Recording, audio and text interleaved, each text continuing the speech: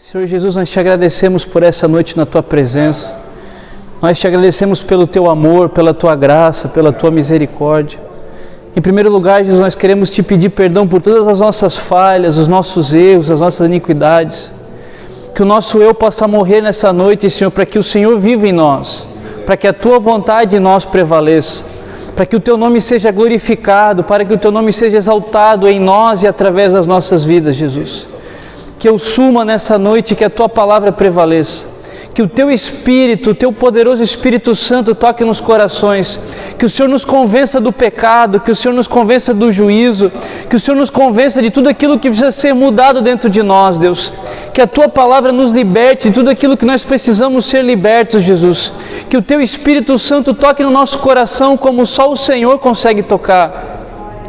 Senhor, nós estamos aqui porque nós Te amamos, porque nós Te desejamos, que a Tua presença esteja ricamente, Senhor, conosco essa noite. É o que nós Te pedimos e Te agradecemos, Jesus, em Teu nome. Amém. Bom, primeiro eu queria desejar boas-vindas a vocês. Nosso culto de segunda-feira é um pouquinho diferente, é uma escola bíblica, então a gente fica aí uma hora e pouquinho estudando as Escrituras, né? E esse ano a gente está com um propósito muito específico de estudar o livro de Efésios, né? Mas por que o livro de Efésios? Bom, Deus tem falado muito conosco acerca do amadurecimento da igreja, né? Acerca dos processos que a igreja tem passado para que ela chegue num lugar de amadurecimento em Cristo, para que ela possa de fato viver as promessas. Paulo, durante toda a carta, ele vai falar sobre a edificação da igreja, ele vai falar sobre os 5 ministérios, vai falar tudo sobre para quê? Para amadurecimento da igreja, para que ela esteja apta a viver as promessas de Deus para a vida dela. A Bíblia ela já começa ali em Efésios capítulo 1 dizendo que Deus já nos abençoou com toda sorte de bênçãos nas regiões celestiais. Então, se nós já somos abençoados, por que muitas coisas não acontecem na nossa vida? Porque nós precisamos amadurecer a um ponto que nós entremos nesse lugar de bênção que Deus tem para as nossas vidas. Amém? Então, nós temos visto durante o ano uma forma de amadurecimento para a igreja. E muito Deus tem falado comigo no começo do ano, e essa ideia veio porque Deus falou comigo em oração, porque um dos maiores desafios hoje da igreja não é o evangelismo fora da igreja. Um dos maiores problemas da igreja hoje é que as pessoas têm se perdido dentro da igreja, né? Você lembra daquela parábola da dracma perdida? O problema é que a dracma se perdeu dentro da igreja. O filho pródigo, ele se perdeu dentro da casa do pai. Então a igreja ela tem ido para um lugar afastada do pai. E é o que Jesus disse, que nos últimos dias o amor de quase todos se esfriaria. E quase todos é muita coisa. Então, entendendo isso, e Deus falando nos nossos corações, nós entendemos que estudar o livro de Efésios é, antes de mais nada, entender os processos de Deus para as nossas vidas. Entender o que é esse lugar de amadurecimento para nós. Porque se você parar para pensar ali, a partir dos anos 2000, 2010, 2020, isso aí eles sabem, né? Porque eu tenho conversado com eles desde o começo do ano. Muitas teologias entraram na igreja, que é uma teologia com o homem no centro, né? Veio a teologia da prosperidade, agora a teologia coach, tudo colocando o homem no centro, né? Uma teologia mais humanista, uma teologia onde o homem está sempre no centro e sempre dizendo que o homem vai ser abençoado. Isso gerou nas pessoas o quê? Uma mentalidade de pedinte. Ou seja, eu vou para a igreja porque eu quero receber alguma coisa de Deus. Mas na verdade o que Deus quer de nós é uma mentalidade de entrega. É porque Jesus disse, olha, aquele que quer vir após mim, negue-se a si mesmo, tome a sua cruz e me siga dia a dia. Porque aquele que perder a sua vida achará, mas aquele que tentar salvar a sua vida perderá, mas aquele que perder a sua vida por amor de mim, esse vai achar. Então, se nós queremos a todo tempo salvar as nossas vidas, na verdade nós estamos perdendo ela. Se nós estamos todo tempo tentando impor a Deus a nossa vontade, na verdade nós estamos indo para um lugar onde na verdade a nossa vida está sendo perdida. E quando nós vamos para um lugar onde nós entregamos a nossa vida, onde nós entendemos que morrer com Cristo é viver para Ele, aí sim nós estamos vivendo a verdadeira vida em Cristo. É por isso que Jesus fala para Nicodemos em João 3 que importa-vos nascer de novo da água e do Espírito. E é nesse novo nascimento, onde nós morremos com Cristo, Paulo fala, se com Cristo nós morremos, com Ele nós também o quê? Ressuscitamos. Então, quando nós abrimos mão da nossa vida, quando nós matamos o nosso eu, quando nós deixamos os nossos planos e propósitos para viver a vida de Cristo, é aí sim que nós podemos entrar na vontade dele, aí é que nós achamos a verdadeira vida em Cristo. A Bíblia fala também lá em Romanos 12:2, e não vos conformeis com esse mundo, mas transformai-vos pela renovação do quê? Do vosso entendimento.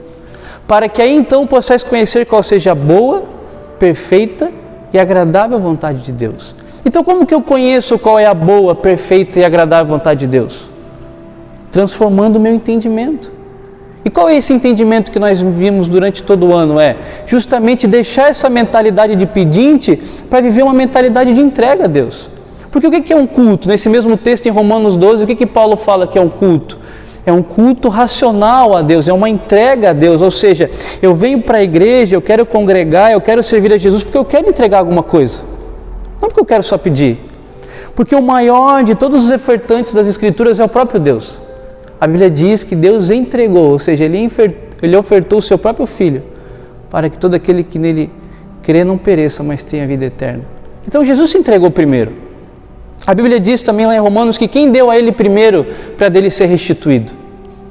Nós somos salvos pela graça, né? A gente tem visto também que a graça é um dos pontos maiores aqui da carta de Efésios, lá em Efésios 2, se você conhece, já leu esse livro, você vai ver que lá em Efésios 2, Paulo vai dizer que pela graça sois salvos, isso não vem de vós, é dom de Deus, para que nenhum homem se glorie, né? Nós vimos isso algumas aulas atrás. Então, nós somos alcançados pela graça de Deus, nós somos alcançados por um favor imerecido. Qual era a nossa situação antes de nós encontrarmos a Cristo? Então, se eu fui de fato tocado pela graça, se de fato eu fui encontrado pela graça, isso deve gerar em mim uma resposta a Deus. Né? Uma outra teologia perigosa que eu sempre falo para eles é a teologia da hipergraça. Né? Você pode fazer tudo, se Deus te ama do jeito que você é, mas justamente ao contrário. Deus me amou primeiro, Deus me escolheu para estar aqui para quê? Para que, aí ele continua falando em Efésios 2:9, para que eu vivesse as obras que Jesus de antemão preparou para mim. E que obras são essas? Obras boas. Jesus também disse que as árvores são conhecidas pelo quê? Pelos seus frutos, lá em Mateus, né, no Sermão da Montanha. Então, se uma árvore ela é conhecida pelos seus frutos, qual é o tipo de árvore que nós estamos sendo? Porque se meus frutos são bons, isso mostra que de fato a graça me alcançou. Se você ir lá para Isaías 5, que é um texto que eu também já estudei com ele, você vai ver que Deus reclamando com Isaías porque Israel havia dado as costas para Deus, mas você vai ver que Deus faz uma metáfora com Israel a uma vinha. Olha, eu plantei uma vinha num lugar bom, numa terra boa, eu plantei num lugar alto, eu adubei, eu reguei, só que na hora que eu fui colher os frutos, o que aconteceu? Os frutos eram maus. Então, quando a graça ela me alcança, quando eu sou alcançado pela graça, isso significa o quê? Que eu preciso de fato dar frutos.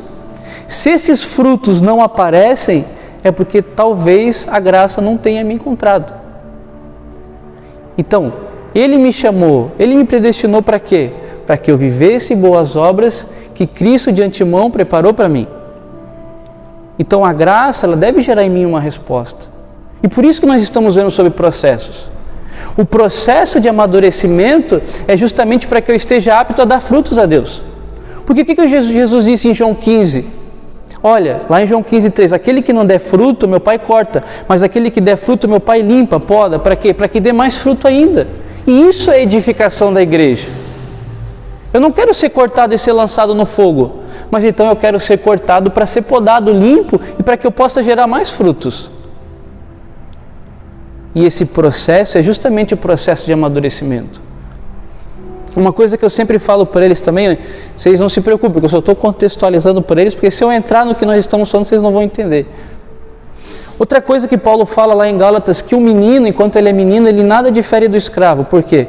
Porque ele não pode herdar as promessas. Por que ele não pode herdar as promessas? Porque ele ainda é imaturo. Então, se eu sou imaturo, um cristão imaturo, eu não estou apto a receber aquilo que Deus tem para a minha vida. Então Paulo está dizendo, olha, se vocês querem tomar posse daquilo que Deus tem para vocês, se vocês querem tanto a bênção de Deus na vida de vocês, vocês precisam entrar em um lugar em Deus de maturidade. Como que Deus vai dar recursos para alguém que é imaturo? Como que Deus vai dar dinheiro para alguém que não sabe cuidar de finanças? Como que Deus vai dar autoridade para alguém que não é curado da sua alma? Essa pessoa vai machucar outras pessoas e vai matar a si mesmo no final. Porque o que Jesus disse, o que adianta o homem ganhar o mundo e no final perder a sua alma? Então nós estamos sendo edificados. Primeiro edificados individualmente, para que a gente esteja apto em manifestar o Espírito de Deus, porque nós somos a habitação do Espírito, que é o tema da aula de hoje. Porque nós temos a transformação de Deus dentro das nossas vidas, mas como corpo de Cristo, nós também funcionamos para a edificação dos outros irmãos. É por isso que os fariseus, lá em Lucas 17, eles chegam para Jesus perguntando: olha, como virá o reino de Deus? Jesus responde: olha, vocês não dirão, olha ele aqui ou ele lá, porque o reino de Deus está o quê? Dentro de nós. Então o reino de Deus, ele é manifestado dentro das nossas vidas, através do Espírito. E nós manifestamos isso em nós e através de nós. Só que isso só é possível através de uma vida de amadurecimento. Como que alguém vai manifestar Jesus se essa pessoa não conheceu o coração de Cristo? Como uma pessoa vai manifestar o reino de Deus se ela não entendeu e ela não tem o caráter de Cristo? Nós só estamos aptos a falar daquilo que nós conhecemos e daquilo que nós vivemos. É por isso que Jesus, na última ceia, ele chama os discípulos no canto e fala: olha, vocês são aqueles que têm permanecido comigo nas minhas tentações, e por isso eu vos confio o reino. Ou seja, vocês têm chorado comigo, vocês têm vivido comigo, vocês têm permanecido comigo nas minhas tentações, e por isso agora vocês estão aptos a serem manifestadores desse reino. Agora vocês estão aptos a serem meus representantes. Por isso que eles foram chamados de apóstolos. Apóstolo significa um representante legal. E é por isso que Jesus também disse: olha, eu vos dei autoridade. Eu vos confio um reino. Porque nosso pastor sempre fala, né? Confiança não é um dom, se conquista. E eu sempre falo para vocês que o que tem preço nós compramos. Mas se você tem dinheiro, quer comprar um carro, você vai lá e compra. Mas tem coisas que têm valor que o dinheiro não pode comprar. E essas coisas em Deus você precisa conquistar.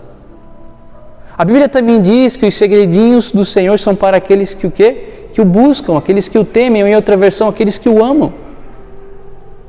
Então, se você de fato quer que Deus confie algo na sua vida, você precisa amá-lo, você precisa temê-lo, você precisa buscá-lo. Jeremias fala: olha, buscar-me-eis e me achareis, mas quando me buscardes de todo o vosso coração. Invoca-me e eu te responderei. Anunciar-te-ei coisas grandes e ocultas que você não sabe. Mas sempre tem um C na frente. Olha, se você me buscar, aí você me acha. Se você me invocar, aí eu me revelo. A Bíblia também fala lá em Deuteronômio que as coisas ocultas pertencem a Deus, mas as coisas reveladas pertencem a nós e aos nossos filhos. Só que para que nós tenhamos essas coisas reveladas, nós precisamos ir atrás. Nós precisamos fazer por onde? É claro que Deus nos dá muito mais do que nós merecemos.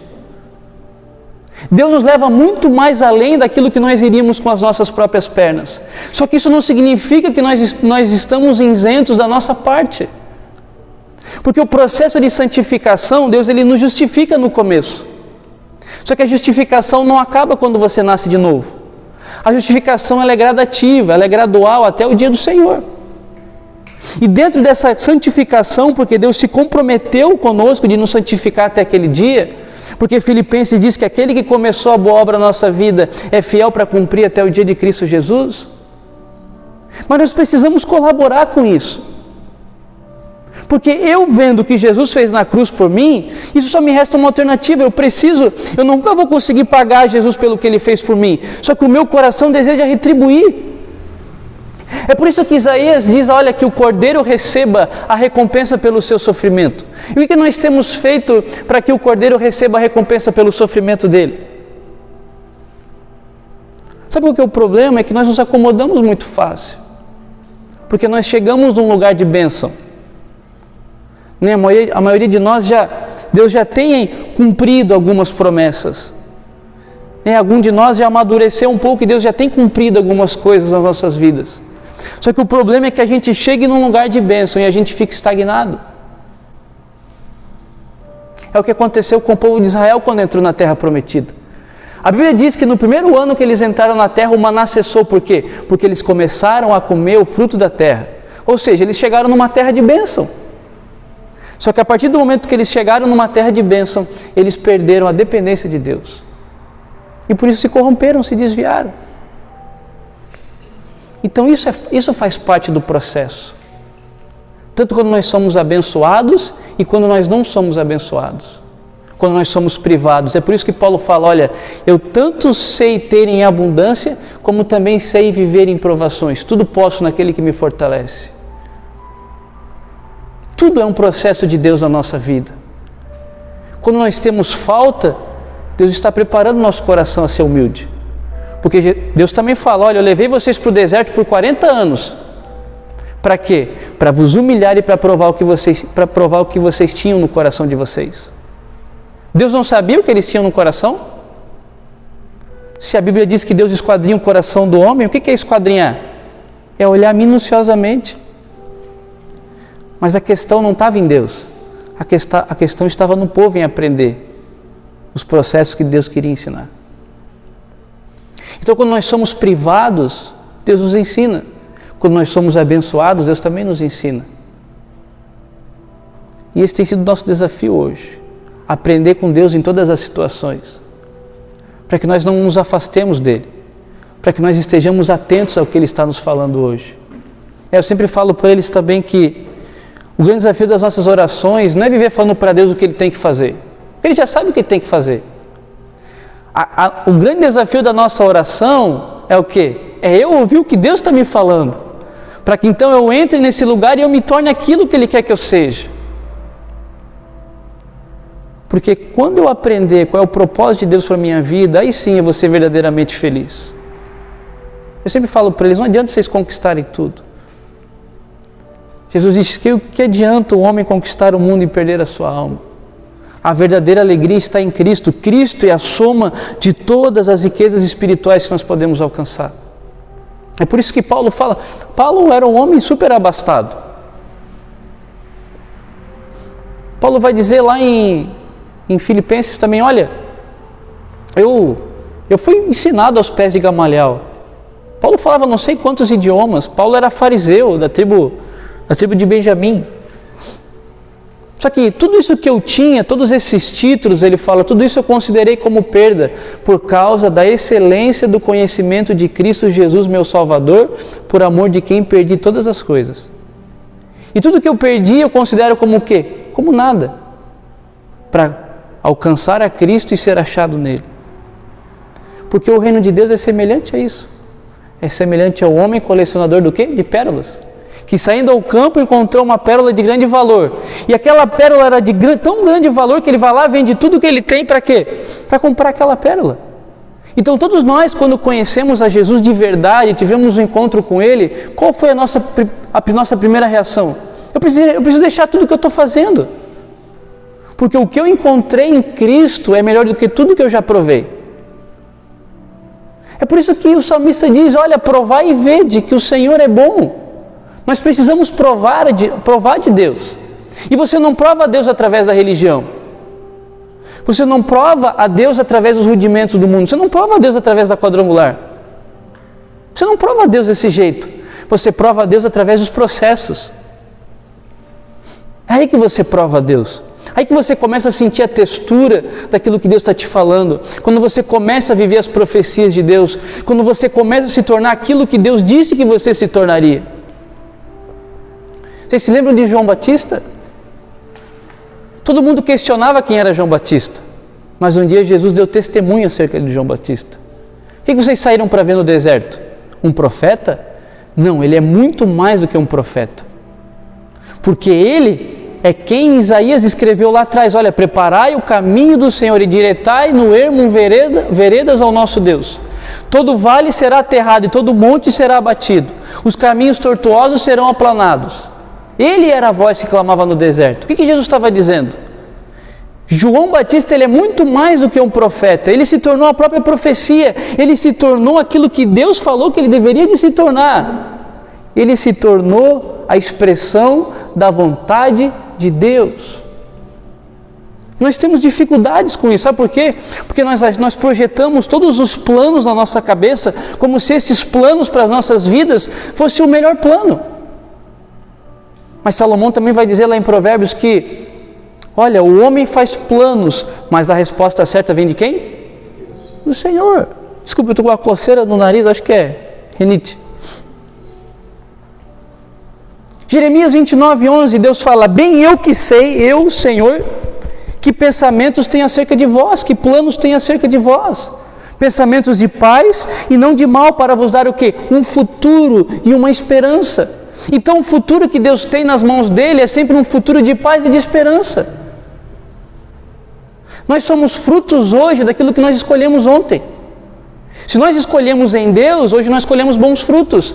Agora, se nós escolhemos fora daquilo que Deus tinha para nós, são os frutos maus que nós escolhemos hoje.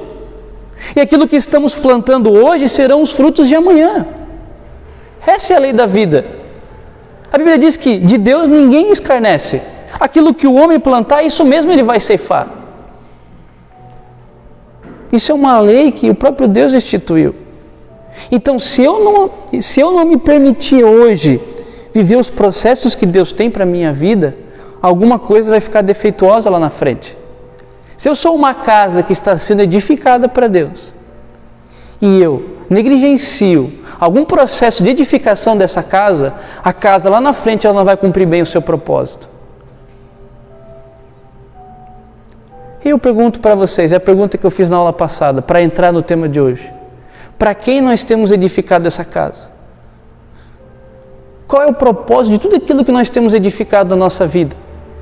Porque um dia Davi era rico, Davi ficou milionário, Davi tinha tudo o que ele queria no reino. Por que você acha que Salomão foi o homem mais rico de toda a humanidade e Deus falou: olha, antes de ti não vai haver nenhum outro e depois de ti também não? Muitas das coisas eram herança do próprio rei Davi. Só que esse homem, quando chegou na sua velhice, ele escreveu o Salmo 132 e disse: olha, eu não darei descanso aos meus olhos, eu não darei sono aos meus olhos, até que eu edifique uma casa ao meu Deus. E aí, ele chamou o profeta e disse: olha, não é justo que eu viva numa casa como essa, e a arca do Senhor ainda habite numa tenda. E aí sim, ele vem, Deus dá para ele a planta de como deveria ser o templo. Você conhece a história, quem acaba edificando é Salomão. Então qual era a preocupação de Davi? Era edificar uma casa para Deus. Por quê? Porque o grande propósito eterno de Deus com os homens é o quê? Deus habitando entre os homens. O que é Jesus, Emanuel? Deus conosco. O que é a criação? Deus criou o homem em 6 dias, no 7º ele descansou. Por que você acha que Deus descansou no 7º dia? A palavra descanso aqui não vem de fadiga. A palavra descanso vem de contemplação, de desfrute. Então Deus criou a humanidade, por último o homem, em 6 dias. E no 7º dia ele desfrutou daquilo que ele criou.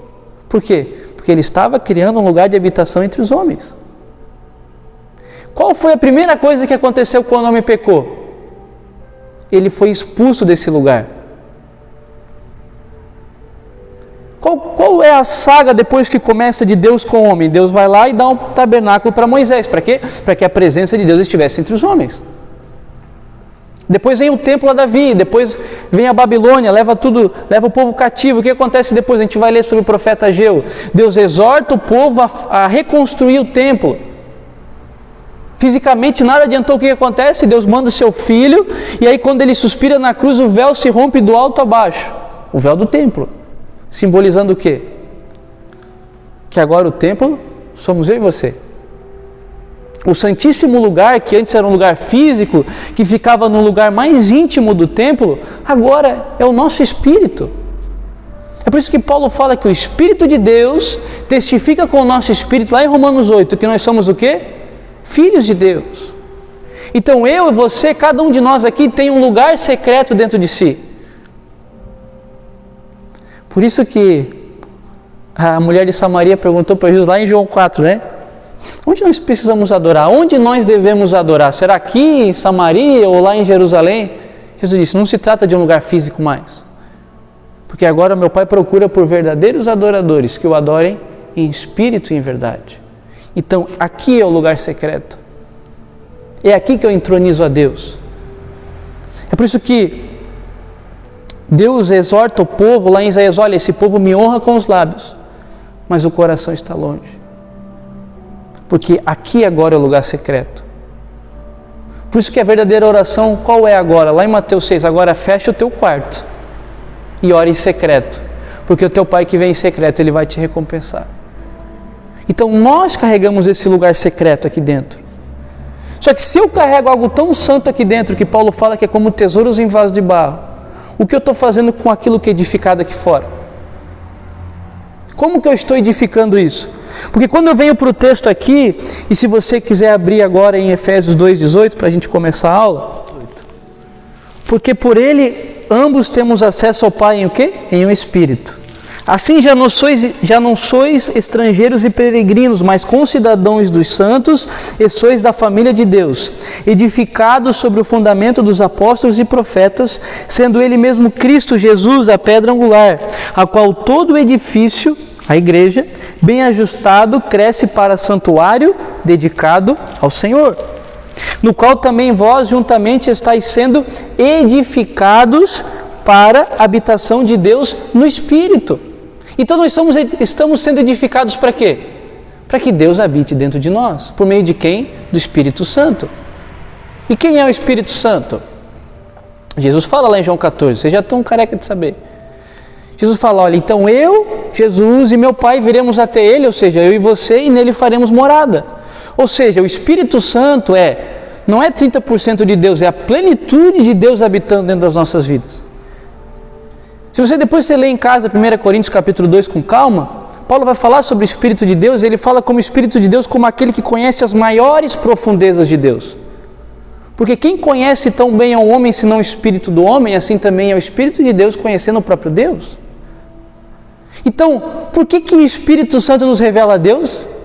Porque somente Ele conhece as maiores profundezas de Deus. Então, quando Paulo fala que nós estamos sendo edificados para a habitação de Deus em Espírito, é porque nós precisamos cuidar bem do que nós fazemos com o nosso corpo, porque o que existe dentro de nós é nada mais, nada menos do que a plenitude de Deus.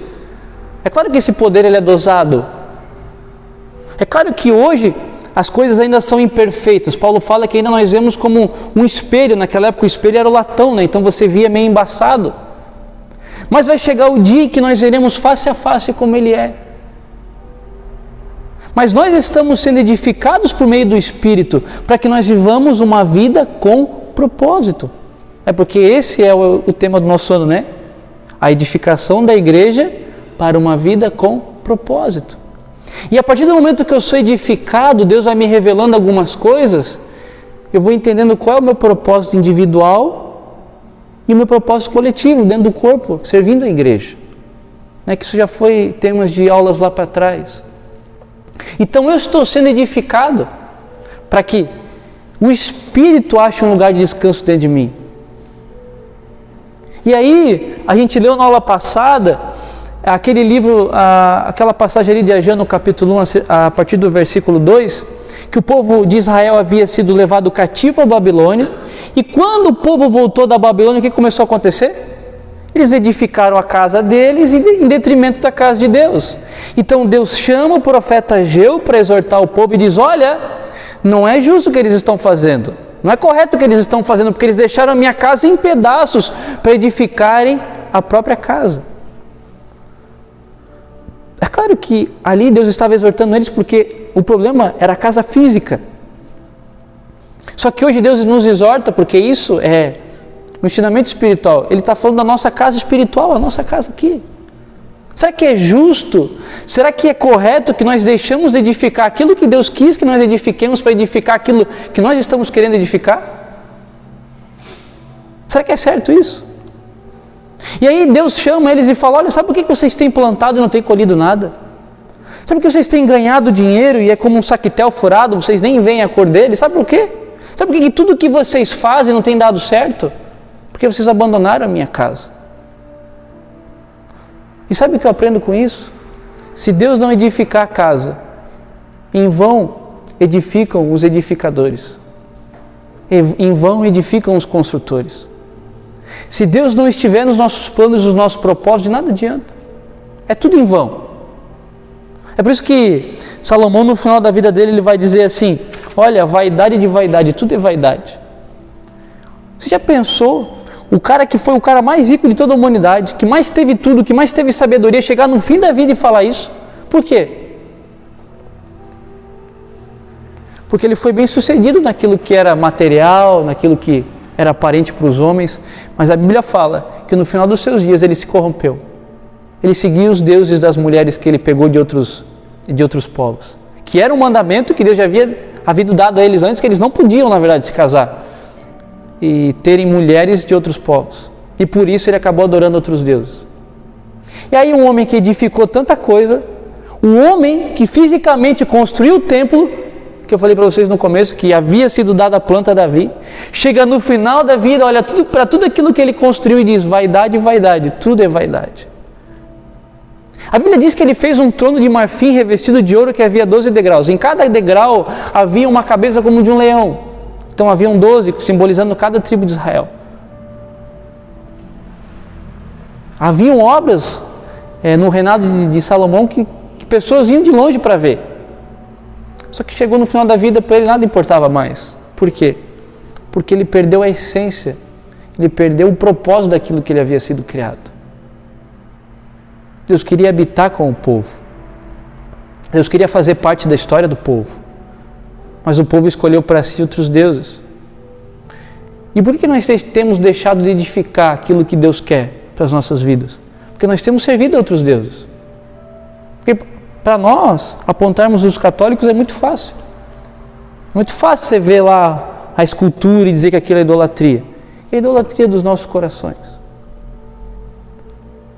Porque hoje a grande idolatria do crente, sabe qual que é? A própria bênção de Deus.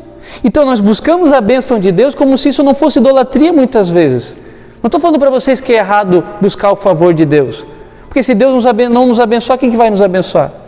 Mas é errado quando nós tiramos Deus do centro da nossa adoração e no lugar dele nós pegamos e colocamos aquilo que nós tanto queremos. E é por isso que quando Moisés subiu o Monte Sinai para receber a lei de Deus, os 40 dias que ele estava lá, Deus falou: olha, desce porque o povo se corrompeu. O que o povo tinha feito para si? Um bezerro de ouro. O que o bezerro de ouro significa? A primeira coisa que Arão disse, o que Arão falou foi: olha, Israel, aí está o teu Deus que tirou vocês do Egito. Aí está o Deus que abençoou vocês. Aí é o Deus da bênção. E o povo se corrompeu. Tanto é que ele era de ouro. Então, nós temos que cuidar porque nós temos edificado muitas vezes para outro Deus, que não é Deus do Senhor que nós conhecemos. E esse Deus muitas vezes é aquilo que nós idealizamos dentro de nós. É algo que nós mesmos criamos como uma obsessão. Porque se você parar para pensar, todo Deus antigo era fruto de uma obsessão do homem. Uma era a deusa da fertilidade, outra era a deusa da colheita, outra era a deusa da riqueza, sei lá, havia Deus para tudo quanto é coisa. Mas sempre revelava uma obsessão do homem. Hoje a gente não faz mais uma imagem de escultura, mas parece que a obsessão continua. Sabe por que Jesus chegou para aquela mulher Ciro-fenícia e repreendeu ela dizendo: olha, eu não posso pegar o pão dos filhos e jogar aos cachorrinhos? Quando eu li a primeira vez eu falei: como é que Jesus falou isso para essa mulher? Mas porque ela só estava preocupada com a bênção. Ela só queria que Jesus curasse a filha dela. Aí sabe o que Jesus disse? Não é lícito pegar o pão dos filhos e deitar os cachorrinhos. Sabe por quê? Porque o filho que é filho, ele come na mesa. E a mesa é um lugar de relacionamento com o pai. E quando você está na mesa, num lugar de relacionamento, você tem acesso ao pão. Só que é algo natural. Por você estar num lugar de comunhão, você pode sentar para se alimentar, para comer, para receber daquilo que Deus tem para a sua vida. Mas quando você não se assenta na mesa do relacionamento com Deus, quando você não entende o que é amar a Deus de verdade, o que é se relacionar com Ele, você é obrigado a entrar debaixo da mesa para comer a migalha que sobra. Por isso que muitas pessoas vêm e recebem curas, são curadas de câncer, sinais, pessoas são abençoadas, Deus dá empresa, Deus abençoa as pessoas e elas saem, voltam para a vida de antes. Por quê? Porque elas comeram da migalha que caiu, mas elas nunca tiveram o prazer de sentar na mesa com o Pai. Vocês estão entendendo isso? É por isso que aquele filho pródigo que ele falou: olha, me dá a minha herança que eu vou embora, me dá a minha migalha. Só que as bênçãos sozinhas, elas não mudam a nossa vida e a nossa história. Somente Jesus pode mudar a nossa história. Somente um relacionamento genuíno com Deus pode transformar um homem. E que alegria teria? E que alegria seria Que tipo de felicidade teria no fato de eu receber alguma coisa de Deus e não ter mais a presença dele? Então era melhor não ter nada. Porque quão bom é quando Deus nos toca na nossa alma, no nosso espírito, quando Deus nos transforma de dentro para fora. Quando nós sentimos, como Jesus disse, olha, que do teu interior fluirá um rio como de águas vivas. É isso que faz valer a pena tudo que nós temos. É isso que faz sentido nós termos tudo que nós temos. Porque se não for para dar um bom testemunho, o que adianta eu ter um carro novo? O que adianta? Se não for para sentir a presença de Deus lá dentro dele. Então nós precisamos dar o enfoque nas coisas corretas. Porque Jesus disse, aonde está o teu tesouro, aí sim vai estar o teu coração. Aonde está o teu coração? Aonde está o nosso coração hoje? Porque Salomão também fala lá em Provérbios, porque em Provérbios ele estava mais com a cabeça em si. Claro que toda a Escritura é divinamente inspirada por Deus. E ele fala, sobre tudo que se deve guardar, guarde o coração, porque dele procedem as fontes da vida. Então, onde está o nosso coração? Se você souber responder essa pergunta, aí sim é ali que vai estar o teu tesouro. O que é esse tesouro? Aquilo que você de fato dá valor. O que de fato tem valor para você? Porque o seu carro não tem valor, o seu carro tem só um preço. A sua casa não tem valor, a sua casa tem só um preço. Claro que tem um valor sentimental ali, talvez você criou seus filhos ali, talvez você tem uma história ali, mas ela tem um preço, você pode comprar outra. Agora, quando você perde a confiança de Deus para você recuperar, Sansão, ele perdeu a confiança de Deus. Quando ele precisou do Espírito, ele não tinha mais força. E para recuperar aquilo que ele tinha, custou a própria vida dele. Morra eu com esses fariseus, com esses filisteus, desculpa. Então nós precisamos dar valor para aquilo que de fato tem valor. Para que nós temos edificado? Então, se Deus não edificar a casa, em vão nós edificamos ela. Se Deus não vigiar a cidade, em vão vigia a sentinela. De nada adianta a gente acordar cedo, comer o pão que penosamente nós conquistamos. E o Salmo 127 termina dizendo, porque aos seus amados Ele dá enquanto dormem.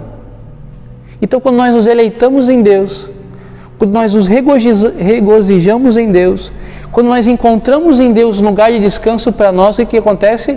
Deus nos abençoa até enquanto nós dormimos. Nunca aconteceu de você pensar alguma coisa que você precisava, você foi dormir, você nem pediu, mas outro dia aconteceu, porque a Bíblia diz que a palavra ainda nem me chegou à boca, e Ele já sabe o que eu preciso. E esse é o relacionamento que Deus quer construir conosco. Sabe, eu imagino, eu não sou pai ainda, mas eu imagino que para um pai deve ser muito chato um filho que se apresenta todo dia diante dele só para pedir. E com certeza, como pai, se o filho se apresentasse diante dele somente para amá-lo como pai, todas as necessidades daquele filho seriam automaticamente sanadas. E muito mais. Porque com certeza o pai vendo um filho tão amoroso, o que aconteceria? O pai cobriria esse filho de dádivas.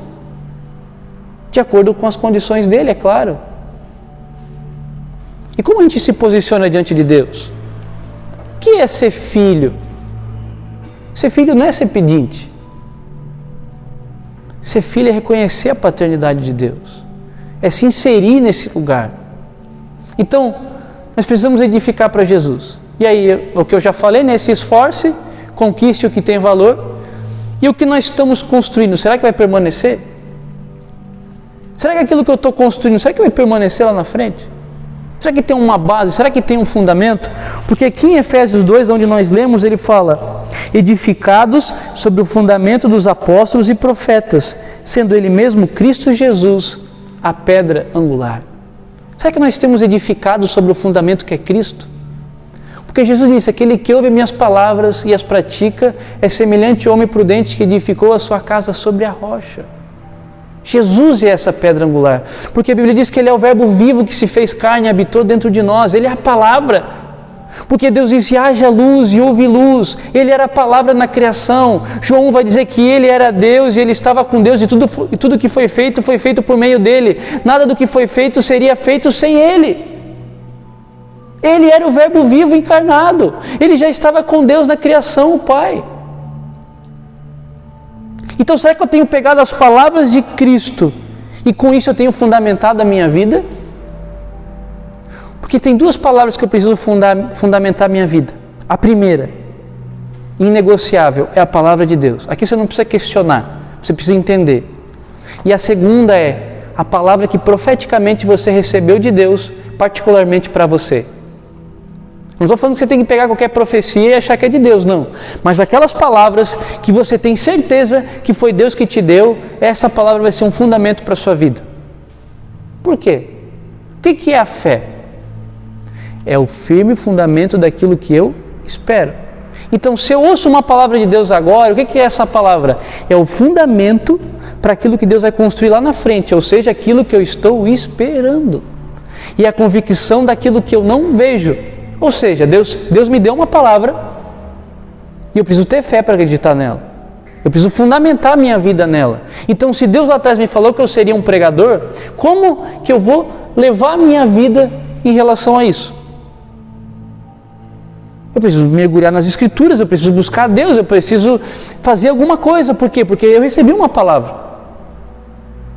E você lembra que eu falei para vocês que é sempre uma parceria? Deus me deu uma palavra, agora eu preciso correr atrás. A própria palavra de Deus, ela tem um poder criativo. Deus disse, haja luz e houve luz. Então, quando Deus ele falou para ti que você seria um pregador, automaticamente você já estava sendo habilitado a ser um pregador. Só que as coisas com Deus não são uma mágica, são um processo, é o que eu falei para vocês. Existem milagres criativos, mas quando se fala do homem individual, sempre nós falamos de processos. Então, é a palavra de Deus que embasa a nossa vida e a palavra, uma palavra rema, uma palavra que profeticamente nós recebemos. Quantas palavras vivo hoje que recebi há 10 anos atrás quando eu me converti? Quantas palavras estou vivendo hoje que se tornaram realidade que Deus me profetizou lá atrás, que homens de Deus profetizaram lá atrás para a minha vida? Mas por quê? Porque eu combati, é o que Paulo fala para Timóteo. Timóteo, combate o bom combate, firmado nas promessas, nas profecias que de antemão você recebeu por imposição de mãos. Ele está falando, Timóteo, você não recebeu uma palavra de Deus, que você ensinaria, que você me ajudaria no ministério? Sim, eu recebi, Paulo. Então, é baseado nessas palavras que você vai combater. Por quê? Porque aí eu vou estar construindo sobre um firme fundamento. E aí sim, o que eu estou construindo vai permanecer. Pode passar mais um.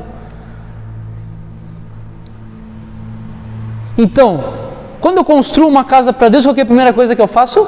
O fundamento. Deixa eu reencontrar aqui onde eu parei.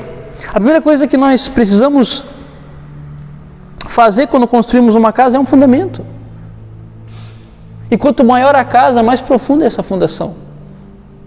Mais sólida ela precisa ser.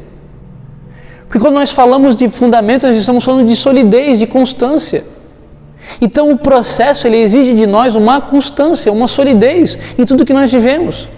Se eu recebi uma palavra que Deus faria isso na minha vida, isso vai acontecer. Por mais que as circunstâncias digam o contrário. A Bíblia diz que Deus não é homem para mentir, nem filho do homem para se arrepender. Então, se Deus me deu uma palavra, aquilo que Ele me deu vai se cumprir. Só que qual é a minha posição diante das circunstâncias e dos processos? Tem sido uma posição sólida e constante? Ou eu tenho, por qualquer coisa, não quero mais nada com nada? A partir da primeira luta, da primeira dificuldade, eu já não quero mais nada com nada. Paulo fala aqui em Efésios 4 que nós não podemos ser mais como meninos, agitados pelo vento, por toda sorte de doutrina, inconstantes. Então, se eu recebi uma palavra e eu tenho um fundamento, esse fundamento precisa me fazer uma pessoa constante. Como é que eu vou dar um bom testemunho lá fora? Se uma hora eu quero, uma hora eu não quero. Se uma hora eu acho que Deus merece o meu trabalho, se Deus teria que merecer alguma coisa, muito mais do que isso.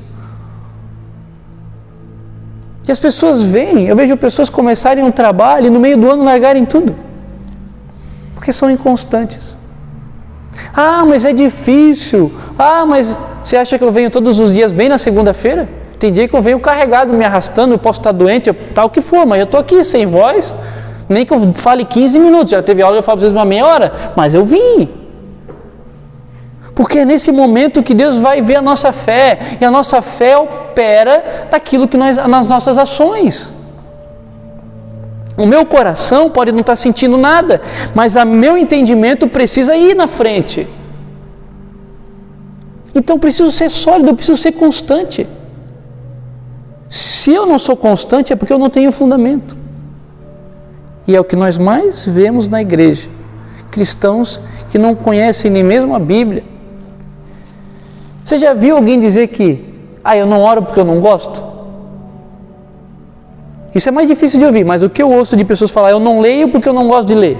Mas não existe. Ler a Bíblia é uma disciplina espiritual tanto quanto a oração. Não existe isso.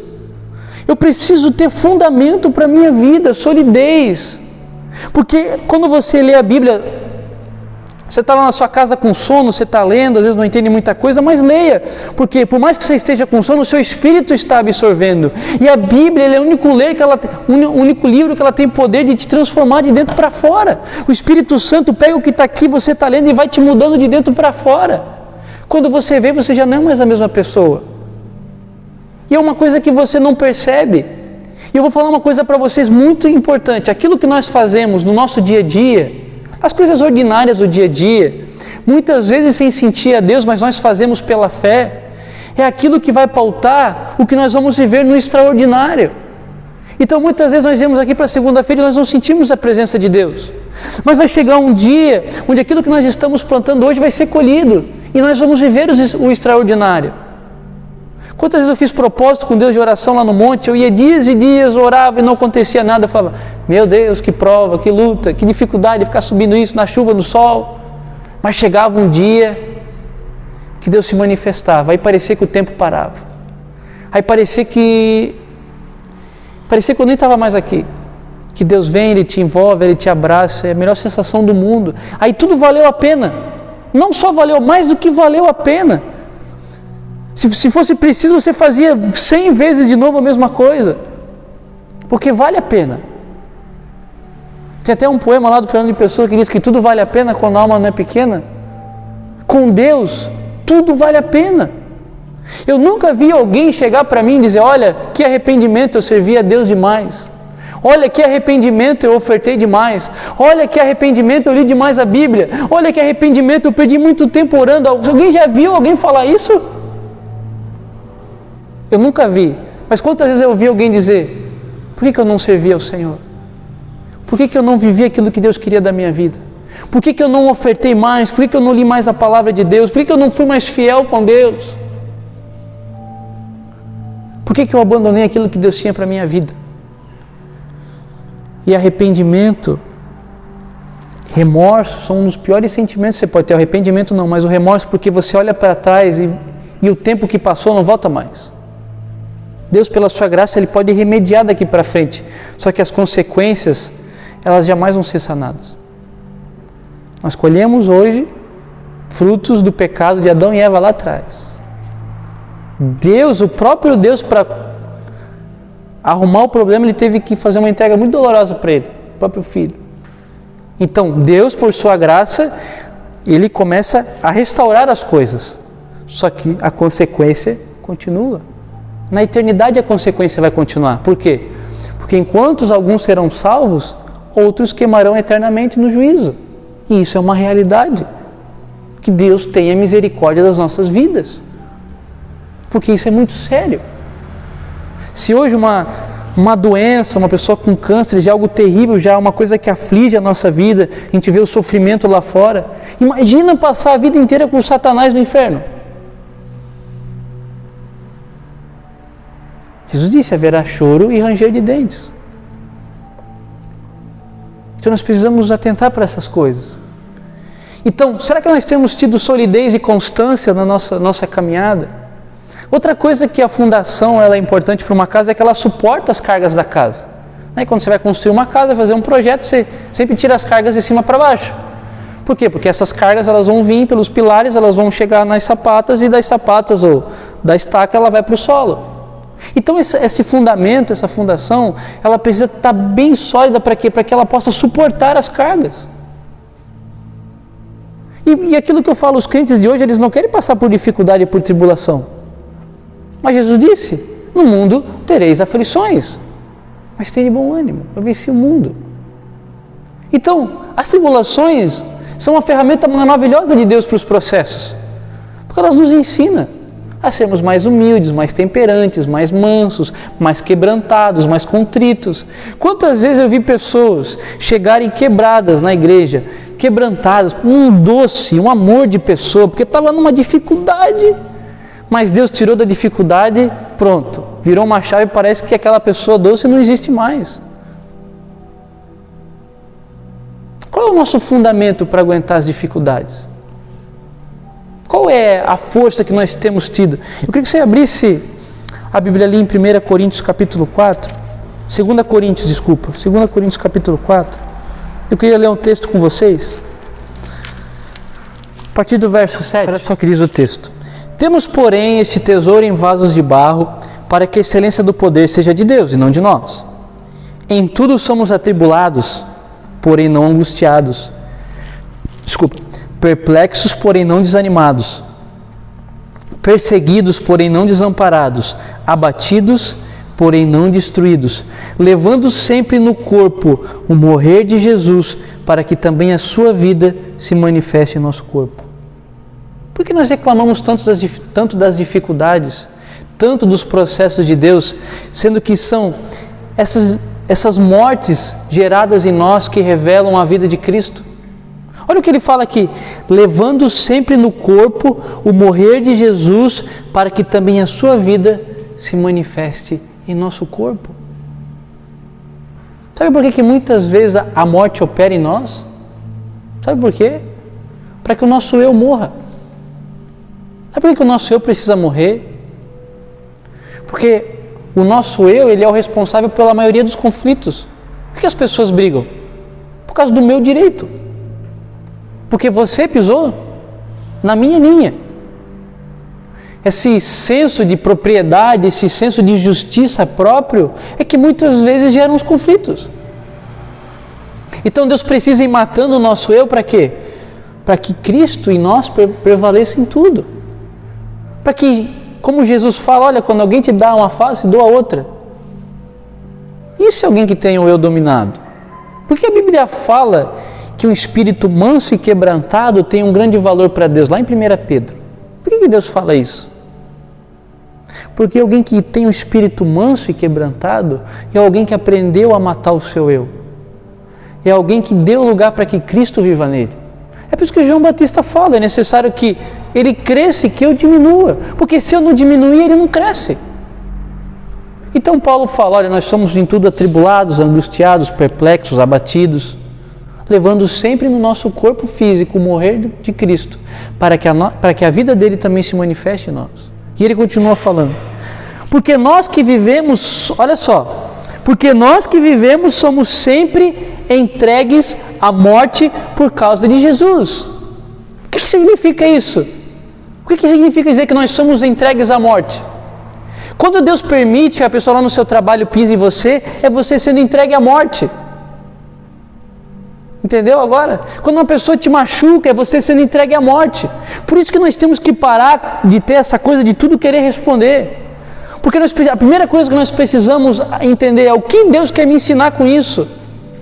Sabe quando nós somos preteridos no ministério, quando nós somos deixados de escanteio? Muitas vezes nós pensamos, mas eu tenho mais capacidade que aquela pessoa. Não, Deus está te colocando de lado justamente para matar o seu ego. Para que quando você chega lá na frente, você entenda que não foi você, mas foi Deus que te colocou lá. Então a gente entende, né? Nós somos entregues à morte todo dia. Nós achamos que isso aqui é batalha espiritual, pode ser também. Nós achamos que são os demônios que vêm para cima de nós. Não, isso existe também. Mas mais do que isso, Deus nos entrega a morte do nosso eu, para que nós aprendamos o caráter de Cristo. Jesus disse, aprendei de mim que sou manso e humilde, então acharei descanso para as vossas almas. Aprendei de mim que sou manso e humilde. Como que eu aprendo com Cristo? É no dia a dia. É quando alguém te xinga no trânsito e você quer xingar também, e você tem que se segurar às vezes.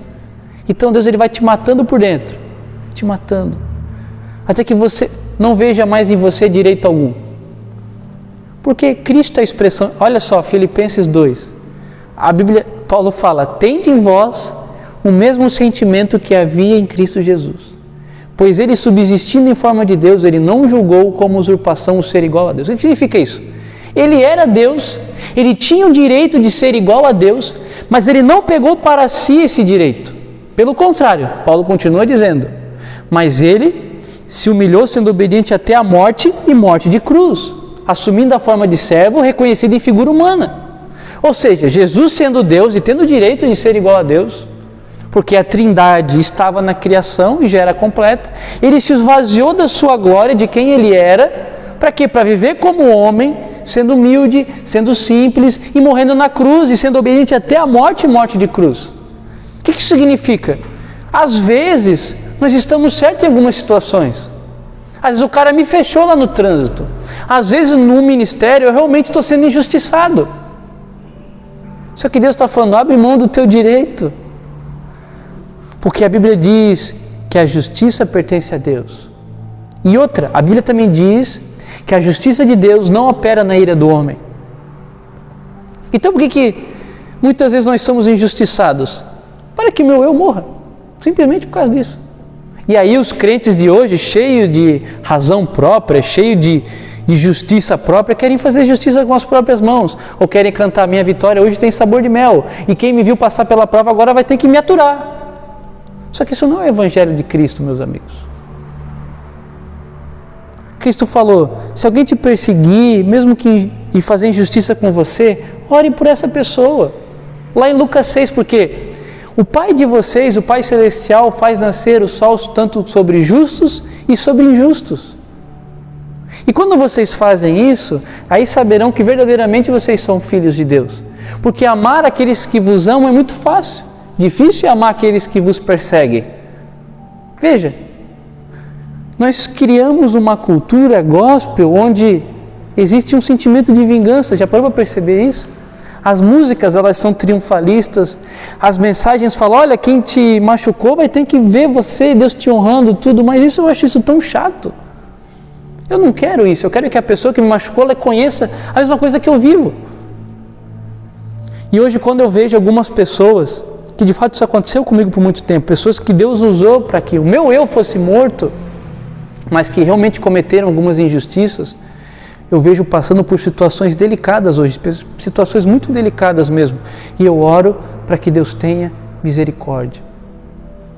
Eu oro para que Deus tenha misericórdia, porque eu não quero que elas padeçam. Eu não quero, porque esse é o sentimento de Cristo. Ore, nós precisamos orar para que nós tenhamos esse sentimento. O sentimento de Cristo, que não julgou como usurpação ser igual a Deus. Para que o sentimento de Cristo prevaleça em tudo nas nossas vidas. Então nós vamos sufocando o nosso eu, Deus vai permitindo as situações para que o nosso eu fique bem quieto lá dentro. Porque aquilo que eu falei no começo, aquele que perder a sua vida, esse vai salvar. E a melhor coisa é quando você abre mão daquilo que você quer. Você tem um sentimento de liberdade. É o que Jesus disse, olha, se o Filho vos libertar, verdadeiramente sereis livres. A melhor coisa é quando você abre mão da sua vontade. E você fala, Jesus, eu estou pronto agora para viver aquilo que você quer. É tão bom quando você pega algo que você tanto ama e fala, Deus, agora eu estou apto de te devolver isso aqui. É a melhor coisa que existe, é a melhor sensação do mundo. Por quê? Porque Deus nos deu as coisas não para que elas nos possuam, mas para que nós a possuíssemos. Isso é o sentimento de liberdade. O meu eu, ele não pode prevalecer dentro de mim. É por isso que Paulo fala, se vocês alimentarem a carne prevalece. Se vocês alimentarem o espírito prevalece. Então o nosso eu precisa ficar num cantinho. E Deus nos dá sabedoria para entender que quando alguém nos machuca, alguém comete uma injustiça, é na verdade para o nosso bem. Por isso que Jesus chamou Judas de amigo. Amigo, o que viestes fazer aqui? E com um beijo ele traiu o Filho do Homem. Mas na verdade ele estava levando o Filho do Homem para quê? Para a morte. E o que aconteceu depois? E ali em Filipenses 2, no final do capítulo, ali, Paulo vai dizer, então Deus o exaltou sobremaneira e lhe deu o nome que está acima de todo nome, para que o nome de Jesus se dobre todos os joelhos nos céus, na terra e debaixo da terra, para a honra e glória de Deus o Pai. Então Cristo foi humilhado. O eu dele morreu na cruz. Ele se entregou, ele não precisava ter feito isso. Mas por isso Deus o exaltou sobremaneira. E quando nós entramos nesse sentimento de maturidade, entendendo que os processos, na verdade, eles são uma forma de Deus transformar a minha vida, aí sim eu estou pronto para ser exaltado. A vitória realmente tem sabor de mel, mas as pessoas não precisam ficar olhando, né, o que está acontecendo com a minha vida, nesse caso. Então Deus, ele começa a exaltar a minha vida, por quê? Por causa de uma atitude de maturidade, uma atitude de entrega. A entrega, ela é poderosa. A entrega, ela abre portas espirituais que você nem imagina. Quão é poderoso a entrega. Não estou falando só de financeira, financeira também. Só que em todos os aspectos, sempre que você faz uma entrega, abre uma porta espiritual para você. Que aí sim você está apto a ser abençoado. Então ele continua falando, porque nós que vivemos somos entregues à morte por causa de Jesus, para que também a vida de Jesus se manifeste em nossa carne mortal. De modo que em nós opera a morte, em vós a vida. Tendo o mesmo espírito de fé, como está escrito, eu criei, por isso é que falei. Também nós cremos, por isso também falamos. Sabendo que aquele que ressuscitou o Senhor Jesus, também nos ressuscitará com Jesus e nos apresentará convosco. Porque todas as coisas existem por amor de vós, para que a graça multiplicando-se torne abundante as ações de graças por meio de muitos, para a glória de Deus. Ele continua falando, né? Por isso não desanimamos, pelo contrário, mesmo que o nosso homem exterior se corrompa, contudo o nosso homem interior se renova a cada dia. Porque a nossa leve e momentânea tribulação produz para nós o quê? Um eterno peso de glória acima de toda comparação. Então aquilo que nós passamos hoje produz para nós uma glória futura. Então nós precisamos entender que, outra coisa, Deus só corrige aquele que Ele ama. E Hebreus vai dizer que se nós estamos sem correção é porque nós somos bastardos e não somos filhos. Então, se Deus nos corrige, é porque como Pai Ele nos ama. Então os processos fazem parte da maturação do homem e da edificação da casa que o Espírito vai habitar. Paulo também fala lá em 1 Coríntios, se eu não me engano, no capítulo 4, não sabeis vós que vocês são santuários de Deus? Habitação do Espírito Santo? Nós somos como um santuário. Se Deus habita dentro de mim, como precisam ser minhas atitudes? E por último, a edificação da casa.